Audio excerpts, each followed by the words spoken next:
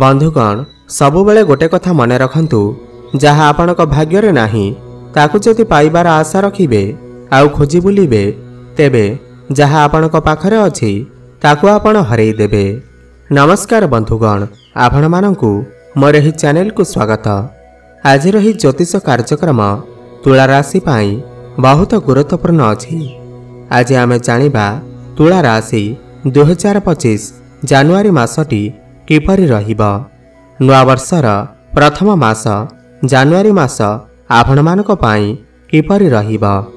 तुला राशिर मासिक राशिफल उपरे आलोचना करिबा।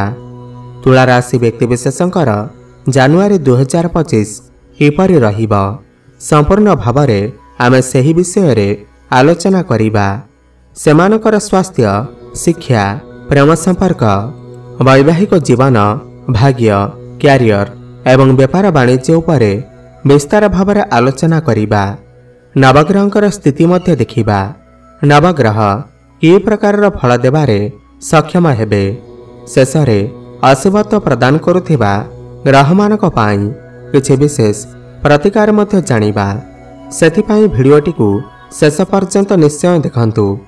चलंतु आरंभ करिबा एही कार्यक्रम जहाँकि आपणकर जन्म राशि चंद्र राशि उपर आधारित।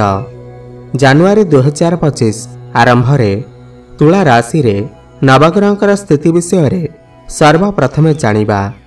एहा परिबारु जदि आपणकर भी तुला राशि हुई थाए एवं आपण भी ईश्वर को सच्चा हृदय भक्ति करती विश्वास करती तेबे एही भिडियोटी को लाइक करी कमेंट बॉक्स रे जय मां लक्ष्मी जय शनिदेव अवश्य लिखि दियंतु। ता सर्वप्रथमे जानिबा एही जानुआरी मासरे तुला राशि रे नवग्रहंकर स्थिति किपरि रहिबा। जेबे जानुआरी 2025 आरंभ हेबा तो तुला राशि रे नवग्रहंकर स्थिति किछि एही प्रकार रहिबा जेमिति आपण स्क्रीन ने देखुछंती। बंधुगण राशि चक्रर सप्तम राशि हेउछि तुला राशि एवं आपणक राशिर अधिपति हेउछंती शुक्र एवं शुक्र आपणकर पंचम भावरे विराजमान अछंती एवं तांक सहित शनिदेव विराजमान अछंती। आपणकर द्वितीय भावरे बुध विराजमान अछंती। आपणकर तृतीय भावरे सूर्य विराजमान अछंती। आपणकर षष्ठ भावरे राहु विराजमान अछंती। अष्टम रे देवगुरु बृहस्पति विराजमान अछंती। आपणकर दशम भावरे मंगल विराजमान अछंती एवं आपणकर द्वादश भावरे केतु विराजमान अछंती। ध्यान देई सुनंतु। सबुठु प्रथमे जानिबा आपणकर स्वास्थ्य किपरि रहिबा एही जानुआरी मास 2025 रे। बंधुगण प्रथम भाव हुई थाए आपणकर स्वास्थ्यर भाव, इम्यूनिटी सिस्टम रा भाव। प्रथम भावर अधिपति हेउछंती शुक्र एवं शुक्र आपणकर पंचम भावरे विराजमान अछंती। देखंतु एही मासरे शुक्रंकर स्थिति बहुत भल अछि। शुक्र आपणकर पंचम भावरे त्रिकोण रे विराजमान अछंती। पुणी मित्रंक सहित विराजमान अछंती शनिंक सहित। बुधंकर स्थिति मते बहुत भल अछि। एही मासरे आपणकर स्वास्थ्य बहुत भल रहिबा। चिंता करिवार कोनोसी आवश्यकता नाही। किंतु बुध जेतेबेले आपणकर तृतीय भाव को चलन करिवे आपणकर स्वास्थ्य रे टिके समस्या देखा देई पारे। त्वचा संबंधित समस्या, स्किन रिलेटेड समस्या, एलर्जी, इन्फेक्शन भली समस्या किछि देखा देई पारे। किंतु एते भी बड़ समस्या हेबार नाही। पूर्व मासरे जहाँ भी आपणकर स्वास्थ्य समस्या रहिथिला ताहले एही जानुआरी मासरे सेथिरे सुधार आसीबा। आपणकर इम्यूनिटी सिस्टम बहुत भल रहिबा। तो एही मासरे आपणकर स्वास्थ्य बहुत भल अछि। बंधुगण गोचरीय फल हिसाब रे एही मासरे आपणकर स्वास्थ्य बहुत भल अछि। किंतु आपणकर जन्म जातक रे कोन अछि सेटा अलगा कथा। किंतु गोचरीय फल हिसाब रे आपणकर स्वास्थ्य एही मासरे भल अछि। एबे जानिबा आपणकर शिक्षा क्षेत्र किपरि रहिबा एही जानुआरी मास 2025 रे।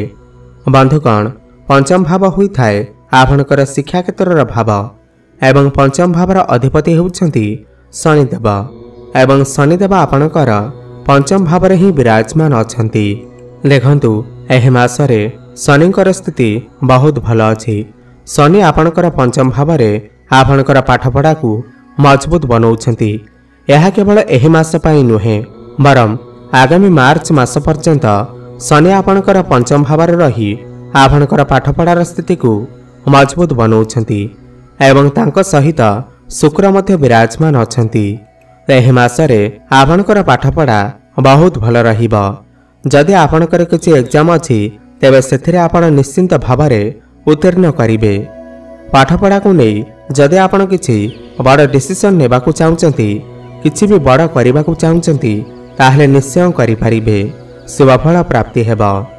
आपण जदि कोनोसी नूतन जगार एडमिशन नेबाकू चाहुचंती उच्च शिक्षा करिबा पई बाहर को जीवाकू चाहुचंती ताहले निश्चय जांतु। शुभफल प्राप्ति हेबो।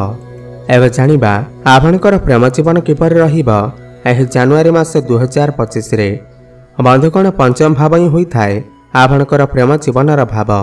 जेमिति कि मु आपनको कहिली पंचम भावर अधिपति शनिदेव आपणकर पंचम भाव ही विराजमान अछंती।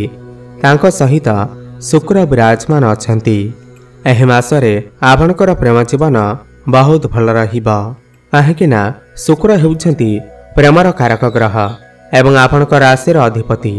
आपणकर राशिर अधिपति होई करी पंचम भाव विराजमान अछंती तो प्रेम जीवन एही मासरे बहुत ही भल रहिबो। आपणकर भल पाइबा विवाहर रूप मध्य नहीं पारे। आपण कोनोसी दूर स्थान को यात्रा करि पारंती। भ्रमण सुख आपण को प्राप्ति हेबो। जो मानकर कथावार्ता बंद हो जाइथिला ब्रेकअप आदि हो जाइथिला सेमानकर पुणी थरे कथावार्ता होई पारे। प्याचअप हेबार मध्य संभावना बनुअछि एवं जो माने भी सिंगल अछंती सेमानकु नूतन पार्टनर मध्य मिली पारंती। एहा परे आपणकर वैवाहिक जीवन किपर रहिबो एही जनवरी मास 2025 रे। बंधुगण सप्तम भाव होई थाए आपणकर वैवाहिक जीवनर भाव एवं सप्तम भावर अधिपति होउछंती मंगल एवं मंगल आपणकर दशम भाव नीचस्थ अवस्था अछंती। बंधुगण देखंतु एठारे आपणकर वैवाहिक जीवन भल तो अच्छी किंतु आपणकर जे भी पार्टनर अछंती जे भी आपणकर जीवन साथी अछंती तांका भितर टिके क्रोध देखा देई पारे। हठात छोट छोट कथारे क्रोध बढ़ी जाई पारे। से तांकर मनमानी चलई पारंती। तांकर कार्य से व्यस्त रही पारंती। आपनको समय देई न पारंती। काहेकिना आपणकर सप्तम भावर अधिपति मंगल नीचस्थ अवस्था अछंती। आपणकर पार्टनर आपनको कम समय देई पारंती जहा फल आपणक भितरे टिके मिस अंडरस्टैंडिंग देखा देई पारे। छोट छोट कथारे कଳି झगड़ा भली परिस्थिति मध्य उपजी पारे। एथिप्रति आपण टिके ध्यान देबे। किंतु आपणकर लाइफ पार्टनर क्यारियर रे किछि ग्रोथ होई पारे। तांकर भाग्य रे वृद्धि होई पारे। एबे जानिबा सबठार गुरुत्वपूर्ण विषय वस्तु जहाँकि आपणकर भाग्य क्यारियर एवं व्यापार वाणिज्य किपर रहिबो एही जनवरी मास 2025 रे। बंधुगण नवम भाव होई थाए आपणकर भाग्यर भाव। दशम भाव होई थाए आपणकर क्यारियर भाव। नवम भावर अधिपति होउछंती बुधदेव एवं बुध आपणकर द्वितीय भाव विराजमान अछंती। देखंतु एही मासर बुधंकर स्थिति तो बहुत भल अछि। बुध आपणकर धन स्थान रे विराजमान अछंती तो भाग्य बल आपणकु धन प्राप्ति होई पारे। आपणकु आकस्मिक धन प्राप्ति होई पारे। एही मासर जदि आपण किछि बड़ इन्वेस्टमेंट बड़ कार्य करबाकू चाहुचंती किमा मनरे कोनोसी बड़ इच्छा रखिचंती ताकू पूर्ण करि पारु नाहंती ताहेले 10-12 जनवरी पूर्वर करिनियंतु। आपणक पई बहुत भल रहिबो। काहेकिना एहा परे बुध आपणकर तृतीय भाव को चलन करिवे। तृतीय भाव को कुंडली रे भल विचार करा जाई न थाए। तो आपण जदि किसी बड़ कार्य आरंभ करने को चाहते ताहले 10 जनवरी पूर्वर करंतु नहेले फेब्रुआरी मासरे करंतु। आपण को भाग्य पूर्ण मात्रा रे साथ देव। आपण जदि किसी बड़ कार्य आरंभ करने को चाहते बड़ डिसीजन नेबा को चाहते ताहले जनवरी मास अपेक्षा फेब्रुआरी मासरे करंतु। आपण को शुभफल प्राप्ति हेब। भाग्य आपणकर साथ देव। क्यारियर कथा हेबा जदि देखंतु आपणकर दशम भावरे मंगल ग्रह विराजमान अछंती। एही मासरे आपणको समस्त कार्य सफलता प्राप्ति हेब। किंतु मंगल नीचस्थ थिबारु आपण आपणकर मनमानी चलई पारंती। निज तरीकार काम करने को पसंद करिपारंती। 14 जानुआरी परे जेतेबेले सूर्य आपणकर दशम भाव को देखिबे आपणकर काम कार्य बहुत अधिक उन्नति आसीबो। जो मानक पाखरे कोनोसी चाकरी बाकरी नाही तो सेमानकु नूतन चाकरी मिलिबार मध्य संभावना बनुअछि। खास करी 14 जानुआरी परे उपर अफिसरंकर सपोर्ट आपनको प्राप्ति हेबो। किंतु मंगल निचस्थ थिबारु आपणक भितर टिके आग्रेसन देखा देई पारे, क्रोध देखा देई पारे। आपण गोटे कथा मन रखंतु, आपण आपणकर कार्यक्षेत्र रे काहा सहित भी आर्गुमेंट करंतु नाही, नहले समस्या रे पड़ी पारंती। व्यापार वाणिज्यर कथा हेबा जदी एही मासरे आपणकर व्यापार वाणिज्य बहुत भल रहिबो।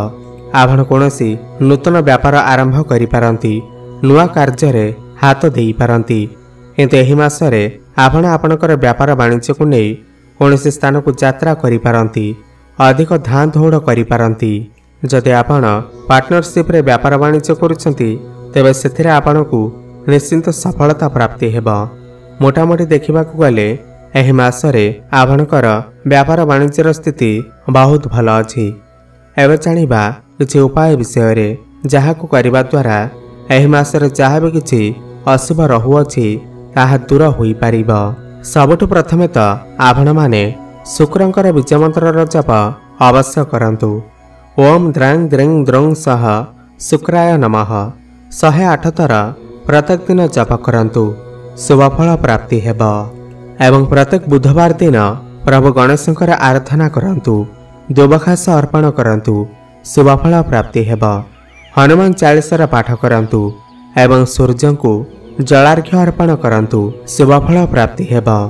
आपणकर जीवन मंगलमय हेउ एहा मोर प्रभु जगन्नाथ निकटरे एतिकी प्रार्थना। धन्यवाद।